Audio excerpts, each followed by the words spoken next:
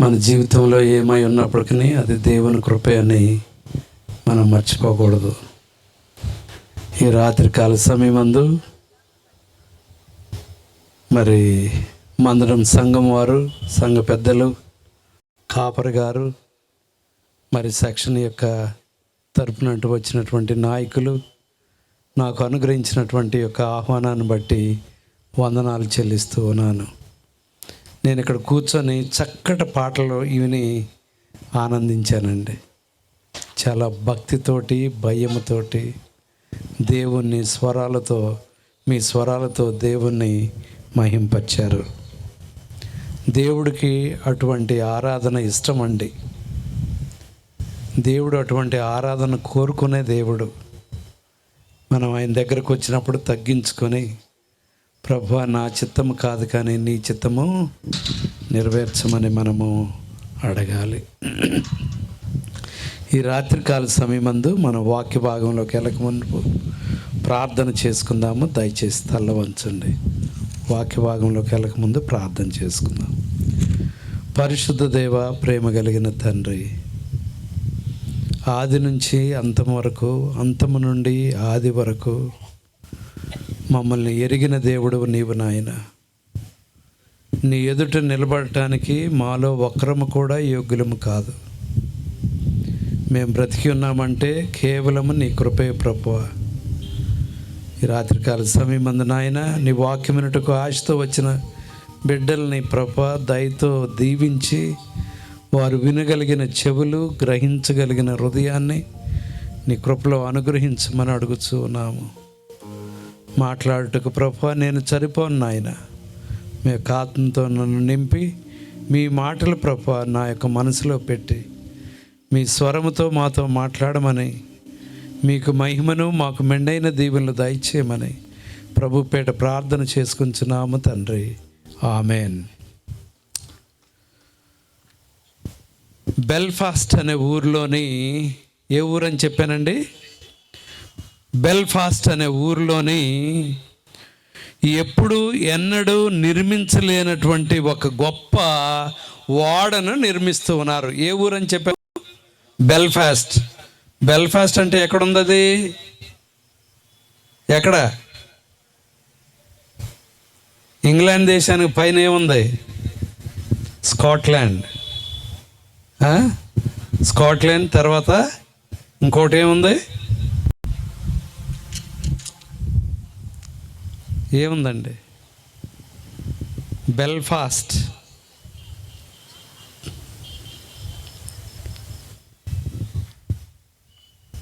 Belfast అనే ఊరిలో నుంచి ఓడ ప్రారంభం అయ్యింది.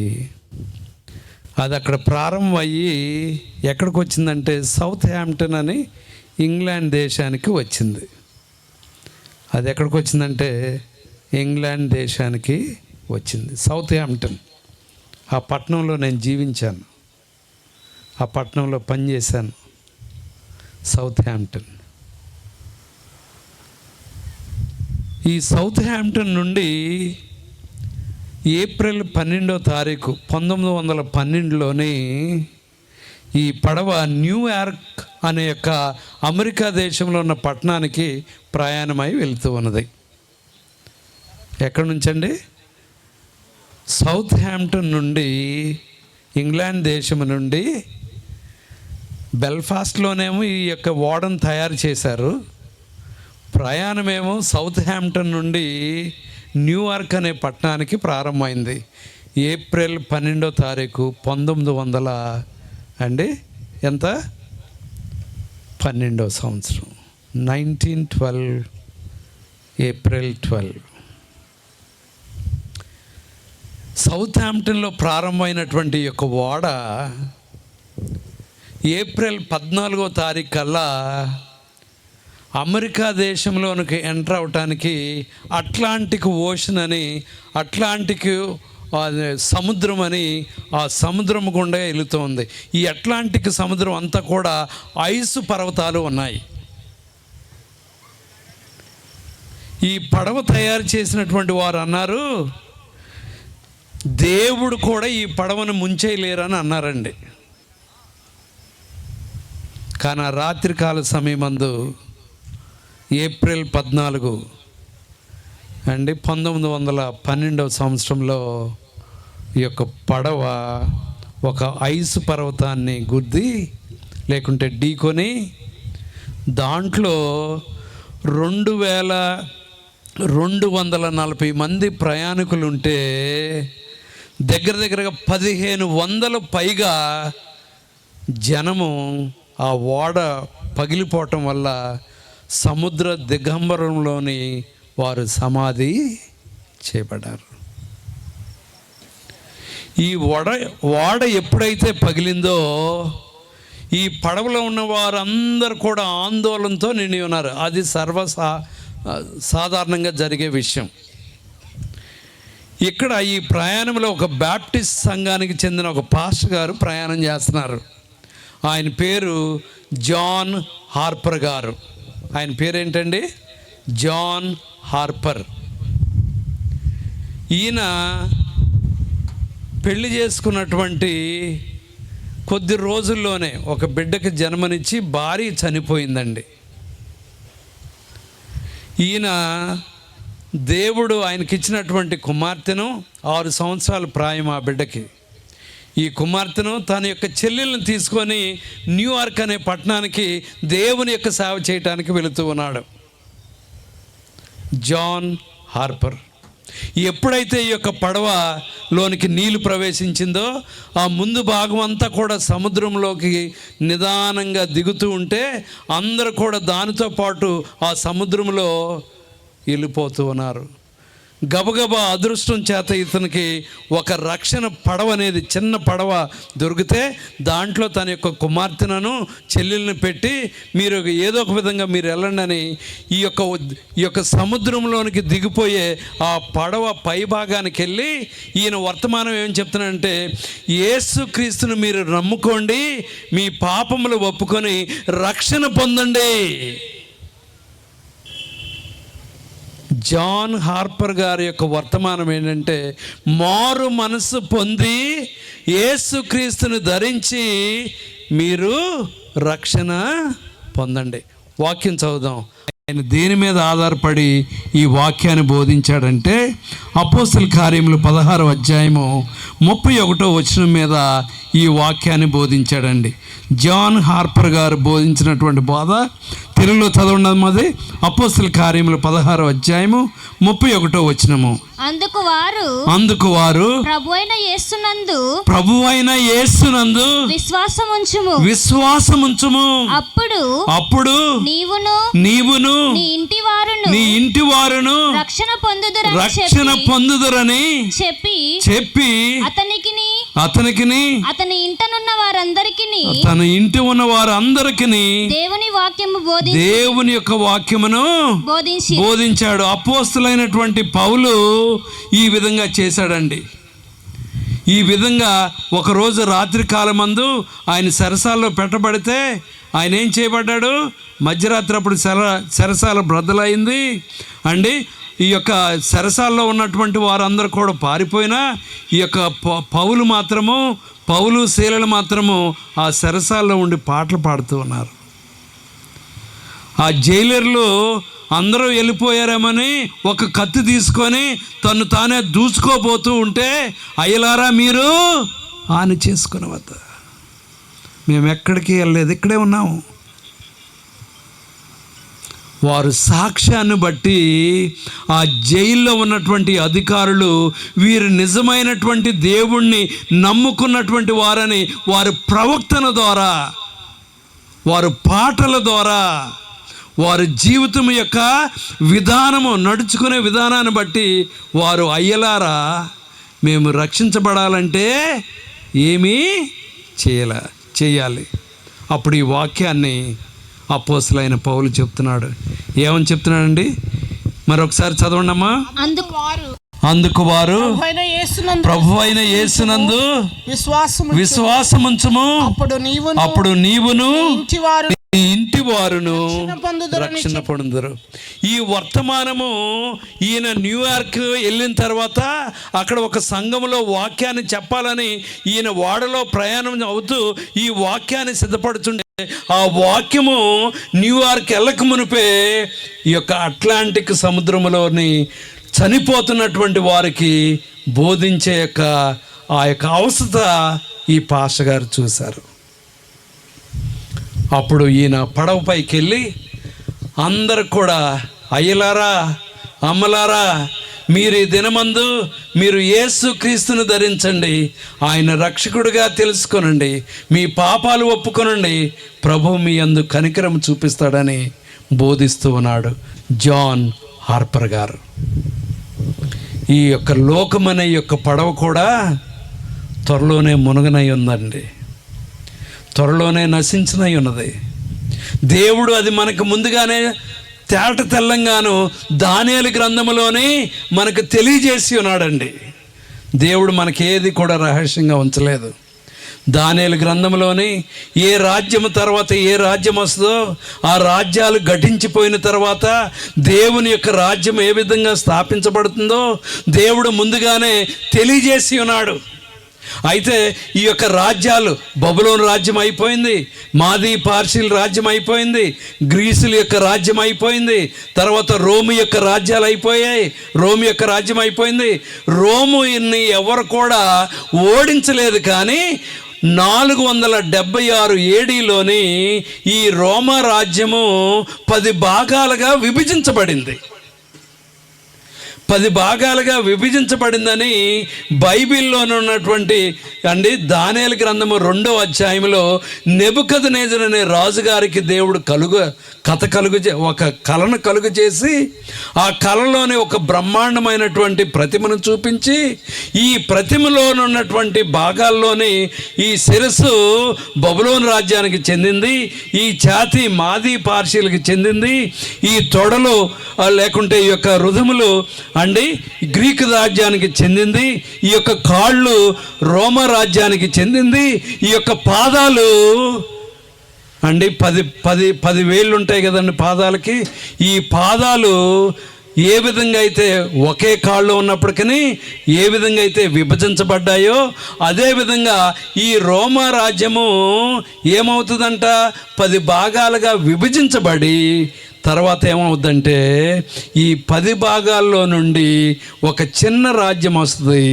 ఆ చిన్న రాజ్యము ఆఖరి దినాల్లోని దేవునికి వ్యతిరేకంగా మాట్లాడి దేవుని యొక్క కట్టడలను మార్చివేసి, నేను దేవుని యొక్క సింహాసనం కాడికి ఎక్కువగా నా సింహాసనం పెట్టుకుంటానని చెప్పి ఏం చేస్తానంటే పలువురును కూడా మోసపురుస్తుందని దేవుడు చెప్పి ఉన్నాడు. ఈ యొక్క పాదాలు దగ్గర ఉన్నటువంటి ఈ యొక్క వేళ్ళు దేనితో చేయబడ్డాయంటే ఇనుముతోటి మట్టితోటండి. ఇనుముతో మట్టితో ఇల్లు కడితే ఏమైనా ఉంటుందా? అతుకుద్దండి? అతకదు. ఈ యొక్క రెండిటి యొక్క భావాలు ఏంటంటే, యేసుక్రీస్తు వారు రాకముందు ఈ యొక్క భూమి మీదకి ఈ రాజ్యాలన్నీ కూడా అయిపోయాయి. యేసుక్రీస్తు వారు రాకముందు ఈ భూమి మీద ఇనుము మట్టి లాంటి 2 పోలికలు కలిగినటువంటి దినాల్లో మనం జీవిస్తాం. ఒకటి ఏంటంటే రాజకీయంగా ఈ యొక్క లోకంలోని రాజకీయంగా రాజ్యాలు గట్టిగా కనపడినప్పటికీ ఇనుము వల్లే అవి మట్టితోటి అతకవు, మట్టితోటి అతకదు. అంటే ఏంటంటే ఈ యొక్క రాజకీయము ఈ యొక్క మట్టి అనేది పోని మరి మతపరకం అనుకుంటే ఈ మతపరకము రాజకీయము 2 కలిసినప్పుడు మానవుని యొక్క విలువలు లేకుంటే మానవుని యొక్క ఉద్దేశాల్లోని మనం చాలా దిగజారిపోయినటువంటి దినాల్లో జీవిస్తూ ఉన్నాం.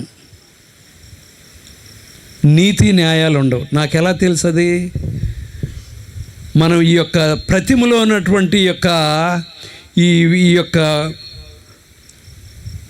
బంగారము, వెండి, ఇత్తడి, ఇనుము ఈ చూసినప్పుడు వీటన్నిటిలోని బంగారము చాలా విలువైనది. అంటే నెబుకద్నెజరు దానియేలు గ్రంథము, దానియేలు కాలంలోని మానవులు అండి ఈ యొక్క ఉద్దేశాలు చాలా ఒకరికొకరికి నమ్మకంగాను ఇతరులకి ప్రేమించి గౌరవించి దేవునికి భయపడే దినాల్లో ఉన్నారు వాళ్ళు. కానీ ఆ యొక్క నెబుకద్నెజర్ కాలం తర్వాత అండి బంగారము కాడికి వెండి గొప్పదేం కాదండి, విలువ తక్కువ కానీ గట్టితనం ఎక్కువ. బంగారము కొలుములో వేస్తే ఒట్టిగే కరిగిపోద్ది బంగారము. తర్వాత ఇక్కడ ఏంటండి, బంగారము వెండి కొద్దిగా సమయం ఎక్కువ పట్టుద్ది, తక్కువ విలువ ఎక్కువ టైం పట్టుద్ది కొలుములో వేస్తే కరగటానికి. అంటే ఏంటంటే మానవుని యొక్క నీతి న్యాయం యొక్క ఈ యొక్క పద్ధతులు రాను కాలాలు గడిచే కొద్దిగా అండి విలువ తక్కువైనటువంటి జనాంగం అండి, తర్వాత గట్టితనం, మానవుని యొక్క హృదయము దేవుని యొక్క వాక్యానికి ఏమాత్రం కూడా స్పందించే యొక్క దినాలు కాకుండా వస్తున్నాయి. గట్టితనం ఎక్కువ, విలువ తక్కువ.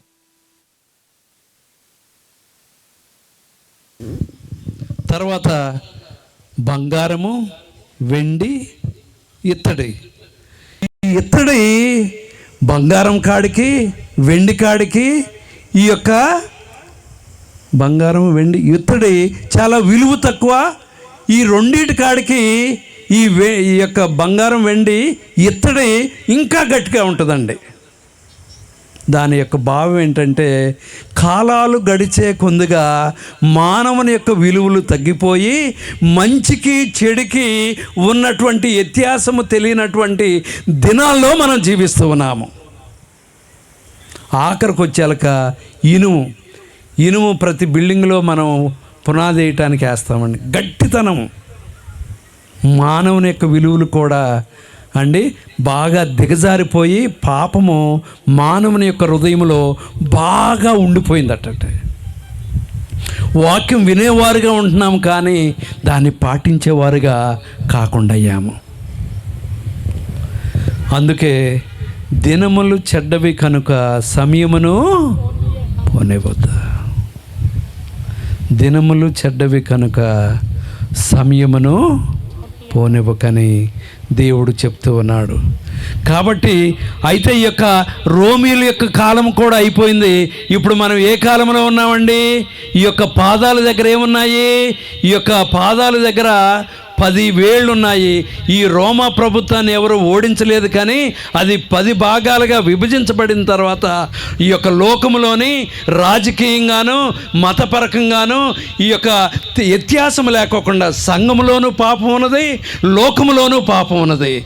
లోకములోనూ అన్యాయం జరుగుతుంది, సంఘములోను కూడా అన్యాయం జరుగుతుంది. దేవుడు ఎటు చూసినప్పటికీ నీతిమంతుడు ఎవరన్నా ఉన్నారని తాను ఎదురు చూస్తుంటే ఒక్కరు కూడా కనపట్లేదంటండి. బొత్తిగా అందరూ కూడా వారి యొక్క హృదయంలో చెడు ఆలోచనలు కలిగి దేవునికి దూరమయ్యారట. అటు దినాలు నోవా దినాల్లో కూడా అదే విధంగా ఉన్నాయి.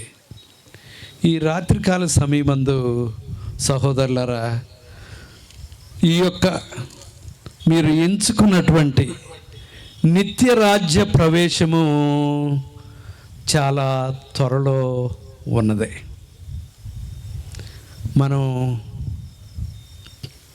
ఇంటర్నెట్ చూసినా యూట్యూబ్లోకి వెళ్ళినప్పటికీ ప్రపంచాలన్నీ కూడా ఏమని చెప్తున్నాయంటే 2026 సంవత్సరము ఒక్కటి మాత్రమే మానవునికి కొంచెం సహాయం, అంటే మామూలుగా సర్వసాధారణంగా జరుగుద్దేమో. 2027 సంవత్సరం అంటే వచ్చే సంవత్సరం నుండి భూమి మీద జీవించే మనకి ఆర్థిక సమస్యలు చాలా ఎక్కువగా అవుతాయని అందరూ కూడా వేచి చూస్తూ ఉన్నారు.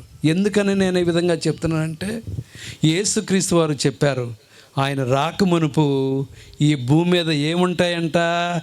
యుద్ధము గురించి, యుద్ధ సమాచారాల గురించి మీరు వినబోతారు. యుద్ధాలు జరుగుతున్నాయండి, జరుగుతున్నాయా? వింటున్నారా? మీకేమైనా తెలుసా ఎక్కడైనా యుద్ధం జరుగుతుందేమో? అమెరికా ఎవరి మీద యుద్ధం చేస్తుందండి? ఇరాన్ మీద యుద్ధం చేస్తుంది. రష్యా ఎవరి మీద యుద్ధం చేస్తుందండి? యుక్రెయిన్ మీద యుద్ధము చేస్తుంది అండి. ఈ యొక్క యెరూషలేం పట్టణం, లేకుంటే యూదులు ఎవరితో యుద్ధం చేస్తున్నారండి? పాలస్తీన్ ముస్లిమ్స్ తోటి యుద్ధం చేస్తున్నారు. ఈ భూమి మీద ఎక్కడ చూసినప్పటికీ కూడా నమ్రత లేనటువంటి దినాల్లో మనం జీవిస్తూ ఉన్నాము. ఒకసారి నేను పండక్కి అప్పుడే ఉద్యోగంలో జాయిన్ అయ్యి నా యొక్క చర్చిలోని ఈ విజయవాడ సంఘంలో నేను పరిచర్య చేస్తున్నాను. ఈ యొక్క విజయవాడ సంఘంలో పరిచర్య అయిపోయిన తర్వాత పండగ పూట మా అమ్మ నాన్నగారి దగ్గరికి వెళ్ళి కాసేపు వాళ్ళతో గడుపుదామని నేను బస్ ఎక్కి వెళ్ళాను. మాది మాధవరం అండి, మీది మందడం, మాది మాధవరం. బస్సు దిగిన తర్వాత ఆ ఊర్లోకి ఎంటర్ అవుతుంటే ఎప్పుడు నేను ఎన్నడూ చూడలేదు, చాలామంది పోలీసులు ఆ రోజు అక్కడ ఉన్నారు. నేను ఒక రైతు గారు, నేను చిన్నప్పటి నుంచి ఆ ఊర్లో ఉన్నాను కాబట్టి ఒక రైతు గారిని పిలిచి, ఏంటి సార్, ఏంటి మన ఊరికి ఏంటి పోలీసులు వచ్చారు, ఎప్పుడు మనం చూడలేదు, ఏమన్నా గొడవ, నీకు తెలియదా? ఫలాని వ్యక్తి ఆయన కొడుకులకి ఇద్దరు కూడా సమానంగా ఆస్తి పంచలేదని చిన్న కొడుకు తండ్రిని గొడ్డలతో నరికేశాడు.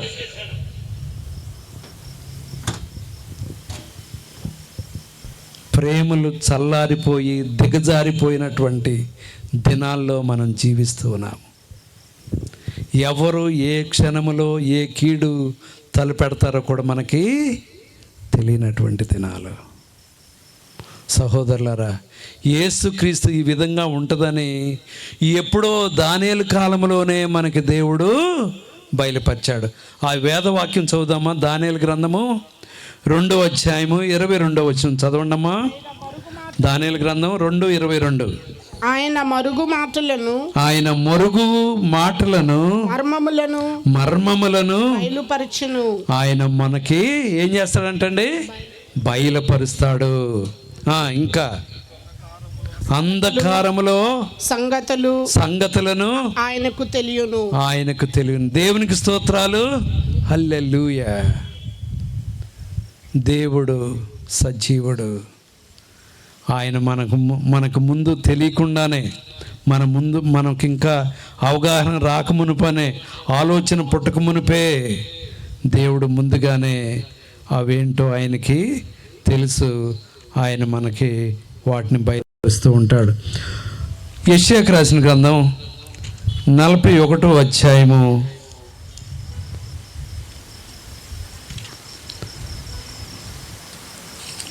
42వ అధ్యాయము 9వ వచనం చదువుదామండి. యెషయాకు రాసిన గ్రంథం 42వ అధ్యాయం 9వ వచనం. మునుపటి సంగతులు సంభవించును కదా, సంభవించును కదా, క్రొత్త సంగతులు తెలియజేయుచున్నాను. నేను క్రొత్త సంగతులను తెలియజేయుచున్నాను. పుట్టుక మునుపే వాటిని నేను మీకు తెలుపుచున్నాను. దేవునికి స్తోత్రాలు. మన దేవుడు భవిష్యత్తుని ఎరిగినటువంటి దేవుడు. దానియేలు జీవించినట్టు కాలంలో బబులోను రాజ్యమే ఉన్నదండి. బబులోను రాజ్యాన్ని తర్వాత ఎవరు వచ్చి ఓడించారంటే మాదీ పార్షీలు వచ్చి ఓడించారు. మాదీ పార్షీలను ఎవరు ఓడించారంటే గ్రీసు దేశస్తులు అలెగ్జాండర్ ద గ్రేట్ వచ్చి ఓడించాడు.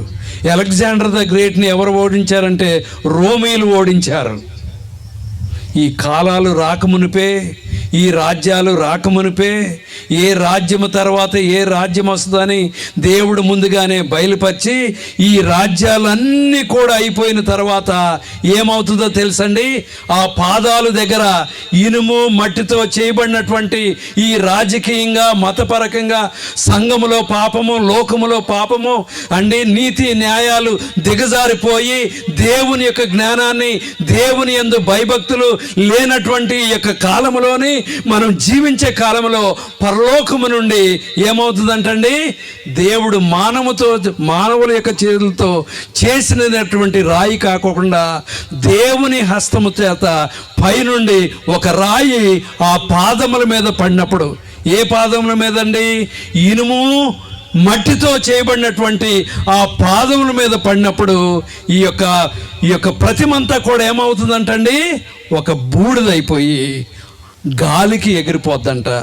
ఆ పరలోకము నుండి పడినటువంటి ఆ పాదాల మీద, అంటే ఈ రాజ్యాలన్నీ కూడా చూపిస్తున్నటువంటి ఆ ప్రతిమ మీద, ఆ పాదాల మీద పడినప్పుడు ఈ రాజ్యాలన్నీ కూడా గాలి కొట్టుకుపోతుంది. దేవుడు పరలోకము నుండి పంపించినటువంటి ఆ యొక్క రాయే దేవుని యొక్క రాజ్యం అయ్యి అది విస్తారంగా చిరకాలము యుగ యుగాలు కూడా దేవుని రాజ్యము ఉండబోతుంది. నిత్య రాజ్య ప్రవేశము అతి త్వరలో ఉన్నది. యేసుక్రీస్తు వారు వచ్చే సమయము అతి ఆసన్నమవుతుంది. ఒక వాక్యం చదువుదాం. దానియేలుకి రాసినటువంటి గ్రంథం 2వ అధ్యాయము 44వ వచనం చదువుదామండి.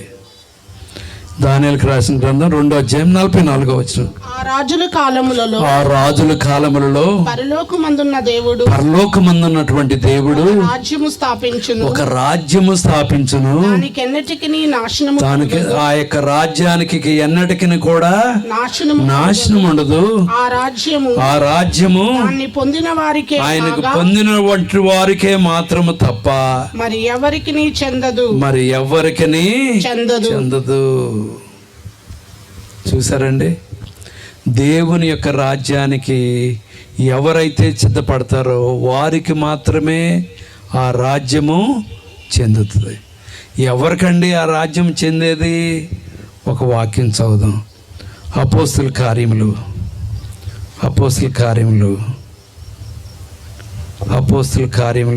2వ అధ్యాయము 31వ వచనం చదువుదాం. అపోస్తుల కార్యములు 2వ అధ్యాయం. పాతాళములో అమ్మా క్రీస్తు పాతాళములో విడువబడలేదనియు ఆయన శరీరము కుళ్ళిపోలేదనియు దావీదు ముందుగా తెలుసుకొని ఆయన పునరుద్ధానమును గూర్చి చెప్పెను. ఈ యేసును దేవుడు లేపెను. అపోస్తుల కార్యములు 2వ అధ్యాయము 38వ వచనం. సారీ, అపోస్తుల కార్యములు 2వ అధ్యాయము 38వ వచనం. పేతురు మీరు మారు మనసు పొంది పాపక్షమాపణ నిమిత్తము ప్రతివాడు యేసుక్రీస్తు నామమును ఏం చేయాలంటండి? బాప్తిజము పొంది అప్పుడు మీరు పరిశుద్ధాత్మను వరమును పొందుదురు. అప్పుడు మీరు ఏం చేస్తారంటే పరిశుద్ధాత్మ యొక్క వరమును పొందుతారు. అపోస్తుల కార్యములు 2వ అధ్యాయము 38వ వచనం. Then said Peter, repent and be baptized every one of you in the name of Jesus Christ for the remission of your sins, and you shall receive the gift of the Holy Spirit. అండి, మీరు అప్పుడు పరిశుద్ధాత్మ యొక్క బహుమానాన్ని పొందుతారంట. అపోస్తుల కార్యములు 5వ అధ్యాయము అపోస్తుల కార్యములు 5వ అధ్యాయము అండి, వాక్యం చదువుదాం. అందు నిమిత్తమే 32వ వచనం. అపోస్తుల కార్యములు 5వ అధ్యాయం 32వ వచనం చదువుకుందాం. చదవండమ్మా. మేమును దేవుడు తనకు విధేయులైనటువంటి వారికి అనుగ్రహించిన పరిశుద్ధాత్మయు ఈ సంగతులకు సాక్షులమై ఉన్నామని చెప్పిరి. వారు ఈ మాట విని అత్యాగ్రహము తెచ్చుకొని వీరిని చంపనుద్దేశించగా. అమ్మా, ఇక్కడ ఏమని చెప్తుందంటే అపోస్తుల కార్యములు 5వ అధ్యాయం 32వ వచనము. And we are his witnesses of these things, and so is the Holy Ghost, whom God has given to them that obey him. అండి, పరిశుద్ధాత్మ దేవుడు ఎవరికి ఇవ్వబడుద్దంటే విని మన యొక్క హృదయాన్ని కఠినం చేసుకొని మన పాపంలోనే కొనసాగించే వారికి పరిశుద్ధాత్మ దేవుడు వచ్చి మన గద్దించి మీరు మారు మనసు పొందండి చెప్పడం. ఎందుకంటే మనం ఇక్కడ నుండి వాక్యముని వెళ్ళి మన యొక్క హృదయాన్ని ఇక్కడే నిశ్చయించుకుందాం, ఈ యొక్క ఆఖరిసారి ఈ యొక్క పాపాన్ని చేసి ఇక తర్వాత నేను మానేస్తానని. అందుకే పరిశుద్ధాత్మ ఎవరికి ఇవ్వబడుద్దంట? మారు మనసు పొంది మీరు పరిశుద్ధాత్మను పొందాలని మనం అపోస్తుల కార్యములు 2వ అధ్యాయము 38వ వాక్యంలో చదువుకున్నాం. కానీ అపోస్తుల కార్యములు 5వ అధ్యాయం 32వ వచనంలో ఏమని చెప్తుందంటే, ఎవరైతే దేవునికి విధేయులై జీవిస్తారో, వారు పాపములను ఒప్పుకొని వాక్యమనే వెలుగులో జీవిస్తారో వారికి పరిశుద్ధాత్మ ఇవ్వబడుద్ది. వారు ఏం చేస్తారంటే సత్యములోనికి నడిపించబడతారు. అయితే పరిశుద్ధాత్మ లేనటువంటి వారు 2 కొరింథీయులు 4వ అధ్యాయము, కొంతమంది ఎవరైతే యేసుక్రీస్తు యొక్క ఆహ్వానాన్ని తృణీకరిస్తారో, 2 కొరింథీయులు 4వ అధ్యాయము వాక్యం చదువుకున్నామండి. 4వ అధ్యాయము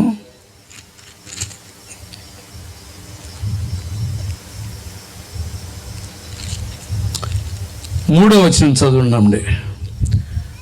అపోస్తుల కార్యములు 2 కొరింథీయులు 4వ అధ్యాయం 3 నుంచి 4 వరకు చదువుకుందాం. మా సువార్త మరుగు చేయబడిన ఎడల నశించుచున్న వారి విషయములోనే మరుగు చేయబడి అది మరుగు చేయబడింది. అంటే మనం ఈ చెవిలో వింటున్నామే కానీ ఈ చెవిలో విడిచిపెట్టేస్తున్నామండి. ఈ యొక్క రక్షణ సువార్త అనేది యేసుక్రీస్తు నిజమైన దేవుడని, ఆయన రాజ్యాలు రాకముందే రాజ్యాల గురించి చెప్పగలిగిన దేవుడని, ఆయన యొక్క విశ్వాన్ని సృజించిన దేవుడని, ఆయన ఈ యొక్క మానవుణ్ణి రక్షించడానికి ఈ యొక్క లోకానికి వచ్చాడని, ఆయన రావటమే కాదు మానవుల రక్షణ కొరకే ఆయన మరణించాడని ఎవరైతే తెలుసుకుంటారో ఈ రక్షణ సువార్త అందరికీ బోధిస్తున్నారు. కానీ కొద్దిమంది మాత్రమే దీన్ని గ్రహిస్తారు. మళ్ళొకసారి చదవమ్మా. 2 కొరింథీయులు 4వ అధ్యాయం 3వ వచనం.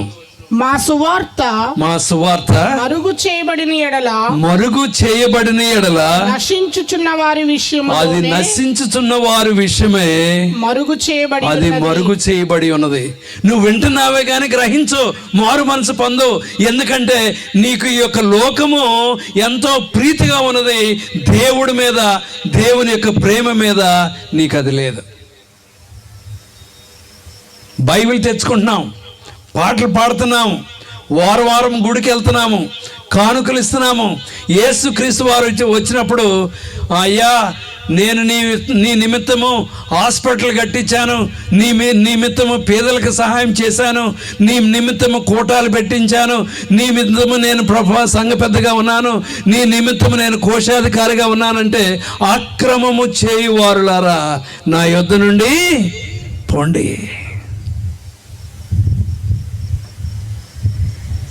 గుడికి రానోళ్ళ గురించి చెప్పట్లేదండి దేవుడు.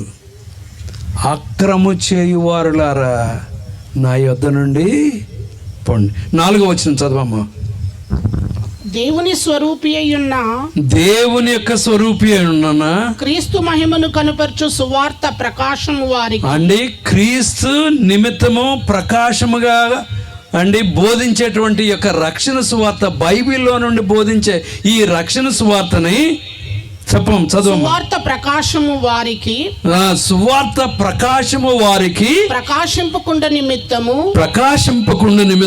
ఈ యుగ సంబంధమైన దేవత అంటే అపవాది సాతానుడు అవిశ్వాసులైన వారి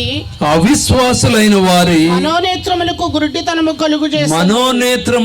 ఏం కలుగు చేస్తుందంట? గురుడ్డితనమును కలుగు చేస్తుంది. వినేవారుగా ఉంటున్నాము కానీ పాటించేవారుగా ఉంటలా. ఎక్కడ ప్రార్థన వెళ్తున్నాము కానీ మారు మనసు అనేది రావట్లా. మన పాపాలని మనం ప్రభు పాదాల దగ్గర ఒప్పుకోవట్లేదండి. మనము క్రైస్తవులు అని చెప్పుకుంటున్నాము కానీ క్రీస్తు యొక్క గుణాలు మాత్రం మనలో లేవు. సహోదరులారా, నెబుకద్నెజరు కలిగినటువంటి ఆ యొక్క ప్రతిమను ఆయనకి కళలో వచ్చింది. ఆ కళ భావాన్ని దానియేలు దేవునికి ప్రార్థన చేసి అడిగినప్పుడు దేవుడు దానియేలుకి జ్ఞానం ఇచ్చాడు. దేవుడిచ్చిన జ్ఞానాన్ని బట్టి నెబుకద్నెజరుకి, అయ్యా, నీ రాజ్యము తర్వాత నీ కాడికి తక్కువైనటువంటి రాజ్యం మరొకటి వస్తుంది, ఆ రాజ్యం తర్వాత దాని కాడికి తక్కువైన రాజ్యం మరొకటి వస్తుంది, ఆ తర్వాత దానికాడికి విలువలు తక్కువైనటువంటి రాజ్యం మరొకటి వస్తుంది, వీటన్నిటి కాడికి మరీ నీతి న్యాయాలు భూమి అంటడిగిన కాలాలు వస్తాయి, ఆ యొక్క ఇనుము మట్టి అతకని దినాలు వస్తాయి, మంచి చెడులకి మధ్య వ్యత్యాసము తెలియదు, దేవునికి లోకానికి సాతానికి వ్యత్యాసము తెలియదు. సంఘంలో ఉంటున్నామని చెప్పుకుంటున్నాము కానీ లోకంలో జీవిస్తున్నాము, లోకంలో ఉన్నామని జీవిస్తున్నాము కానీ సంఘములోకి వస్తున్నాము, సంఘాన్ని లోకములాగా చేస్తున్నాము. అటువంటి నీతి న్యాయములు దిగజారినటువంటి దినాల్లోనే దేవుడి యొక్క లోకానికి, ఆయన నిత్య రాజ్యానికి తీసుకెళ్ళటానికి ఆ యేసుక్రీస్తు వారి ఈ లోకానికి వస్తాడు అని అలనాడు దావీదు కాలంలోనే చెప్పాడు. ఈ రాజ్యాలు దేవుడు చెప్పిన రీతిగానే బబులోను రాజ్యం తర్వాత మాదీ పార్షియల్ రాజ్యం వచ్చింది, మాదీ పార్షియల్ రాజ్యం తర్వాత గ్రీక్ రాజ్యం వచ్చింది, గ్రీక్ రాజ్యం తర్వాత రోమా రాజ్యం వచ్చింది. రోమా రాజ్యాన్ని ఎవరు కూడా అంటే ఓడించలేదు, కానీ అది 10 భాగాలుగా విభజించబడింది. విభజించబడినటువంటి ఈ కాలంలోనే నీతి న్యాయాలు సంఘములో లేవు, సంఘములో లేవు, సమాజంలో లేవు, అంటే గవర్నమెంట్లో లేవు, సంఘాలలో లేవు. ప్రతివారు దేవుడి గురించి చెప్తున్నారు, దేవుడి గురించి పూర్తిగా తెలుసుకోవట్లేదు. మనం వినేవారుగా ఉంటున్నాము, పాటించేవారుగా ఉండలేకపోతున్నాము. ఆఖరిగా బుద్ధిమంతులుగా ఉండాలని మత్తయి సువార్త 6వ అధ్యాయము 7వ అధ్యాయం 24వ వచనం, మత్తయి సువార్త ఆఖరి వాక్యం, మత్తయి సువార్త 7వ అధ్యాయము మత్తయి 7:24 చదువుకుందాం. మత్తయి 7:24. కాబట్టి ఈ నా మాటలు విని వాటి చొప్పున చేయు ప్రతి వాడు బండ మీద తన ఇల్లు కట్టుకొని బండ వచ్చి ఏమైందంటండి, ఆ ప్రతి మీద పడినప్పుడు ఆ ప్రతిమంతా కూడా బూడిదలాగా గాలికి ఎగిరిపోయింది. మానవుల యొక్క ఉద్దేశాలు, మానవుల యొక్క పరిపాలన, మానవుని యొక్క సంఘాలు, మానవుని యొక్క రాజకీయాలు అన్నీ కూడా పోయింది. ఆ యొక్క బండ వచ్చి ఏమైందంటే ఒక గొప్ప పర్వతమైంది. ఆ పర్వతమే గొప్ప విస్తరణ చెంది దేవుని యొక్క రాజ్యము, ఆ రాజ్యములో నీతి న్యాయాలు ఉంటాయి, ఆ రాజ్యములో అన్యాయము జరగదు, అనారోగ్యత ఉండదు, దుఃఖం ఉండదు, కక్షలు ఉండవు, క్రోధములు ఉండవు, సమాధానము కలిగి నిత్యము ప్రభుతో జీవించే రాజ్యాన్ని ప్రభు స్థాపిస్తాడు. ఈ రాజ్యాన్ని స్వతంత్రించుకునే వారు ఎవరంటే, మరొకసారి చదవమ్మా, మత్తయి సువార్త 7వ అధ్యాయము 24వ వచనము. కాబట్టి ఈ నా మాటలు విని వాటి చొప్పున చేయు ప్రతి వాడు బండ మీద కట్టిన బుద్ధిమంతుని పోలి ఉన్నాడటండి. బండ మీద తన ఇల్లు కట్టిన బుద్ధిమంతుని పోలి ఉన్నాడు. దేవుడు చెప్పిన ఈ మాటలు విని వాడు చప్పున జరిగించువాడే బుద్ధిమంతుడు. ఎవరైతే దేవుని మాటలు విని వాడు చప్పున జరిగించరో వారు ఇసుక మీద ఇల్లు కడుతున్నారు. వరద వస్తుంది, వాన వస్తుంది, కష్టాలు వస్తున్నాయి, దుఃఖాలు వస్తున్నాయి, సమస్యలు వస్తున్నాయి. ఆ సమస్యలు వచ్చాక దేవుణ్ణి విడిచిపెడుతున్నాము, దేవుని సంఘాన్ని విడిచిపెడుతున్నాము, బైబిల్ని పఠించడం మానేస్తున్నాము, ప్రార్థన చేయటం మానేస్తున్నాము, గుడికి రావటం మానేస్తున్నాము, దేవుణ్ణి మర్చిపోతున్నాము. అదే గనక దేవుడు చెప్పినట్లు మనం చేయటం నేర్చుకుంటాము. అప్పుడు మనం ఏ విధంగా ఉంటామంటే, బుద్ధిమంతుడు దేవుడనే బండ మీద ఇల్లు కడతారు. ఆయన బండ అనే రాజ్యము దేవుడు స్థాపించినప్పుడు ఆయన రాజ్యములో మనము ఉంటాము. ఇక లోకపు యొక్క అపవాది ఈ యొక్క సత్యము నుండి మనం గుడ్డివారుగా చేయలేదు, కానీ ఎవరైతే పాటించరో వారు ఇకలోకంలో గుడ్డివారయ్యి ఇకలోకం వైపే చూస్తారు. ఏమి తిందమా, ఏమి త్రాగుదమా, ఏమి ధరిద్దామని ఆలోచనతోటే కాలాన్ని గడిపి దేవుని రాజ్యాన్ని పోగొట్టుకుంటారు. కానీ ఎవరైతే దేవుని కొరకు నిజంగా వెతుకుతారో దేవుడు వారికి దొరుకుతారు, వారిని బుద్ధిమంతులు అవుతారు, ప్రభు రాజ్యాన్ని స్వతంత్రించుకుంటారు. అటువంటి అనుభవాన్ని దేవుడు ఈ రాత్రికాల సమయమందు ఇక్కడ చేరిన మన ఎల్లరికీ దేవుడు అనుగ్రహించాలని, ఆయన రాజ్యంలో పాలు భాగస్తులుగా ఉండాలని నా ప్రార్థన. దేవుడు మన దీవించడం గాక.